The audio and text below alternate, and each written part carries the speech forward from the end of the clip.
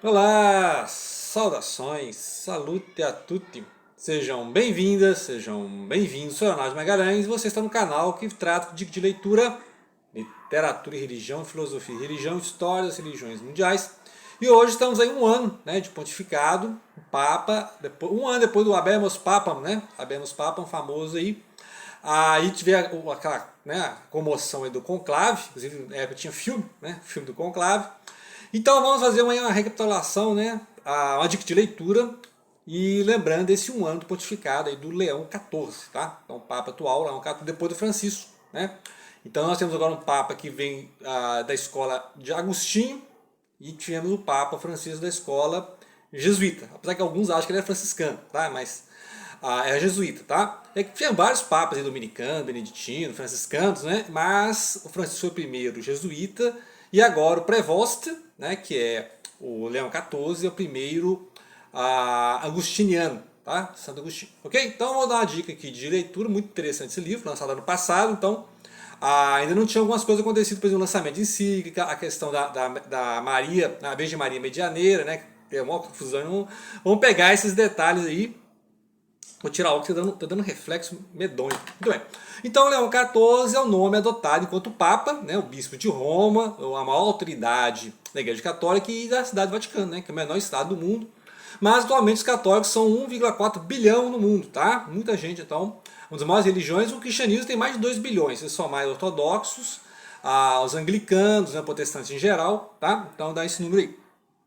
O nome dele é o Robert Francis Prevost, né? Então tem pai aí, tem mãe espanhola, pai francês, né?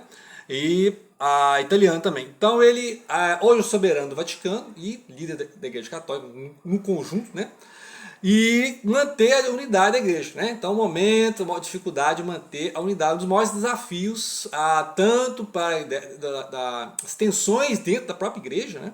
As questões financeiras, as questões morais, as questões de doutrina, né? A questão, por exemplo, dos tradicionalistas, a questão do carismático, a questão da libertação, né? Da libertação. Então, ele tem esse desafio de manter a unidade e continuar o trabalho reformista ou reformador do Francisco, né? O Papa argentino. Tá, então nós temos aqui um homem de carreira, tem vários cargos, né? Trabalhou americano, estadunidense e naturalizado peruano. Então trabalhou vários, né? Na América do Norte, na América Latina e conhece muitos idiomas, ele fala 5 idiomas, né? E lê latim e alemão ainda. Então você vai ver as curiosidades aqui.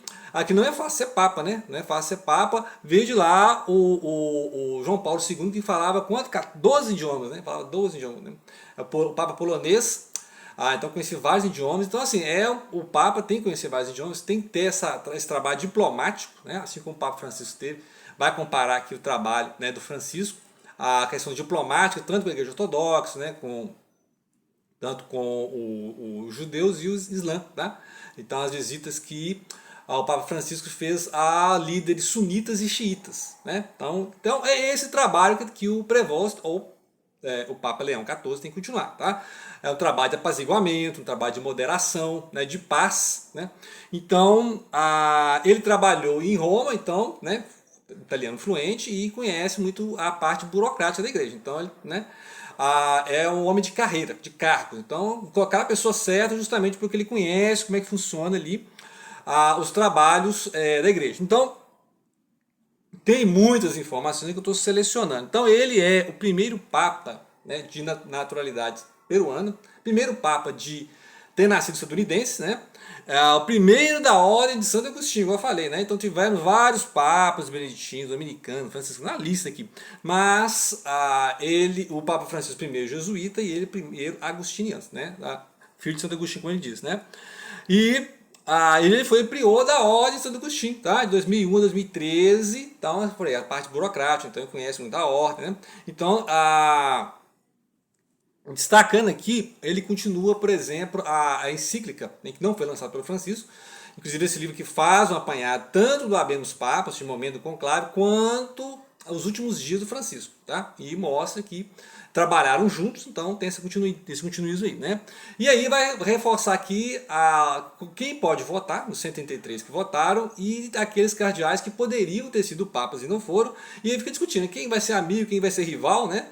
Então é interessante que vai falar um pouco de política também, tá? Então não é só um livro teológico, não, um livro teológico, é um livro histórico, podemos dizer assim, biográfico, né?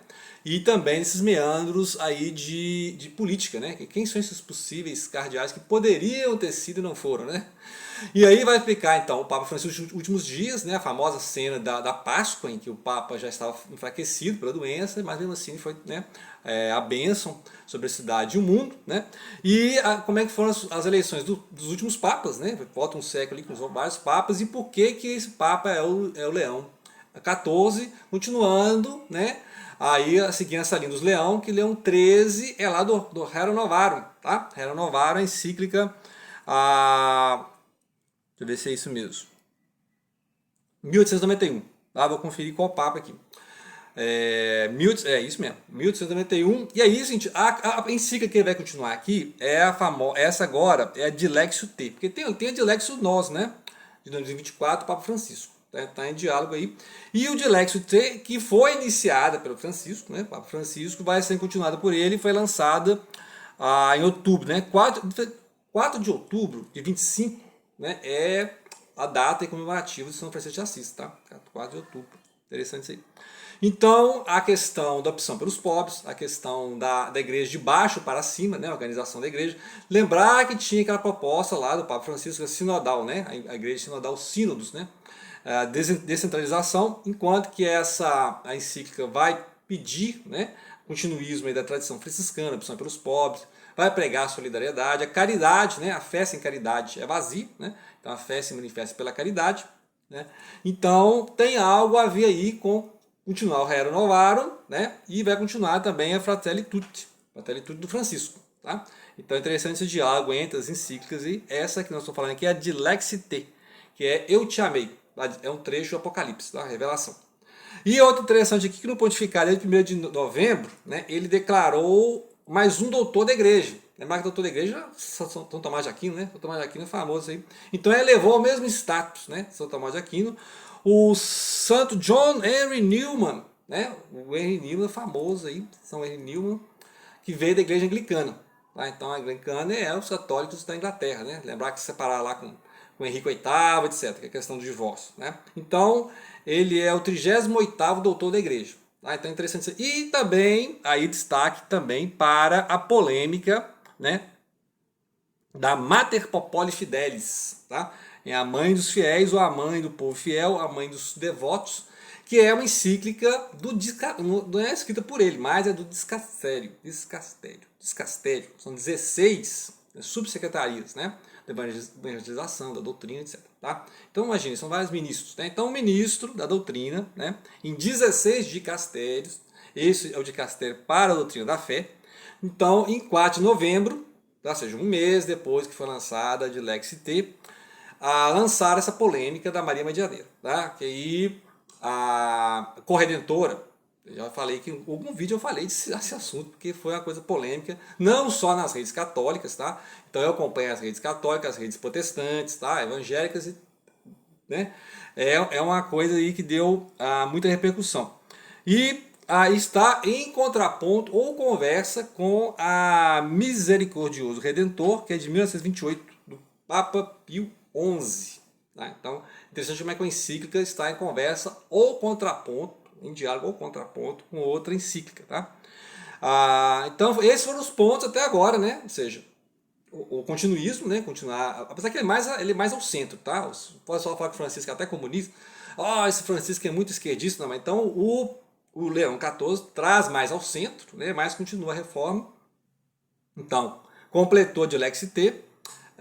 Tem aqui o doutor da igreja, né, para o John Henry Newman, e o dicastério da doutrina da fé publicou o Mater Populi Fidelis. Então, as principais notícias, tá? Principais notícias sobre o Leão XIV. Ele vai falar também quem são os cardeais, tem a lista dos cardeais, né? Fez na internet em cardeais, como é que funciona o conclave. Então, ou seja, isso aqui é mais curiosidade também, tá? Como é que funciona o conclave, quem viu o filme, é daquele jeito que está no filme, né? E vai explicar os desafios que eu falei aqui, os vários desafios que ele tem em manter a unidade, os diálogos, apaziguamentos, né? Você viu a treta que teve aí com o Trump, né? Com o presidente dos Estados Unidos, aí, a confusão aí. Então, você tem que ser muito diplomata, tá? Então, nesse ponto, eles escolheram um cara, assim, diplomata, né? Então o Papa demonstra que além de autoridade na religião, ele tem que ser uma autoridade política também, tá? Ele tem que saber fazer política. Então escolheram bem o Provost para fazer política, tá? Então, ou seja, isso aí. Muito bem, vídeo da próxima semana, já estamos aqui relendo um livro que eu li um tempo atrás, que é Os Demônios Descem do Norte, sobre a expansão evangélica no Brasil. Na época eu achei meio conspiração, tá? Meio olavismo, achei isso meio olavismo, assim, né? Conspiração, mas já está desatualizado, tá? Então a coisa está mais avançada, já está desatualizado, isso aqui é dos anos 80, né? Vamos falar, e vou comentar também com, né, livros para você não ler, tipo assim, né, o anti-dica de leitura, esse livro aqui muito interessante sobre igreja, a igreja é aquela igreja abstrata, né? Que igreja que tá? Igreja abstrata. Qual é a doutrina da igreja? Então a ideia assim é uma igreja abstrata que tem em todo lugar e lugar nenhum, e que tenta congregar as várias denominações, 40 mil, né? Se eu não me engano. E vou falar também sobre, continuando falar a leitura do Alcorão, né? Que é a religião islâmica. Nós vamos falar das passagens no Alcorão que falam sobre o profeta Isa, que é Jesus, filho de Maria. Tá? E as diferenças, já falei, comecei a falar isso aí. Diferença da imagem de Jesus do cristianismo para o Islã. Porque no Islã tem Jesus, tá? No judaísmo não tem. O pessoal acha que judeu é cristão. Não tem Jesus no judaísmo. Judaísmo messiânico é outra coisa, já expliquei 1000 vezes nesse canal. Judaísmo messiânico não é nem cristianismo nem judaísmo, tá? Até para começar. Então é outra religião que estão inventando aí, outra religião. O judaísmo não tem Jesus. O Islã tem Jesus, só que é o Jesus da visão ebionita, da visão nestoriana, que é o pessoal que foi para o Oriente lá. Já falei isso 1000 vezes nesse canal. Então vamos pegar as passagens, analisar. Tem uma coerência dentro do Corão, tá? Porque é outra religião, tá? O Islã não tem que ser coerente porque é outra religião. Então não adianta você querer ler o Islã com olhar cristão. Os caras são hereges. Não, os caras são outra religião, tá? A gente tem que aprender a ler a religião. Então eu leio o budismo aqui, eu leio o Hare Krishna, leio todas as religiões, mas cada religião tem um olhar do mundo. Eu não posso falar assim, olha, porque pela minha doutrina, tá? Então, é coerente dentro do Alcorão? É, tá? Então, tem lá a teologia muçulmana, já lemos aí os filósofos muçulmanos, por que Cristo é um profeta e não é Deus? Tem lá o modo de eles pensarem assim como o Messias para o judaísmo, e o Messias para o judaísmo messiânico não é divino, mas é um profeta, é o Messias. O Messias não é necessariamente divino, tá? É outra coisa. Bom, então, vídeo próxima semana, tá? Então, acabar essas leituras aqui, que é 1 milhão de leituras aqui. Estamos na biblioteca, né? Então, livro não falta aqui, ok? Obrigado pela atenção. Não deixem de compartilhar.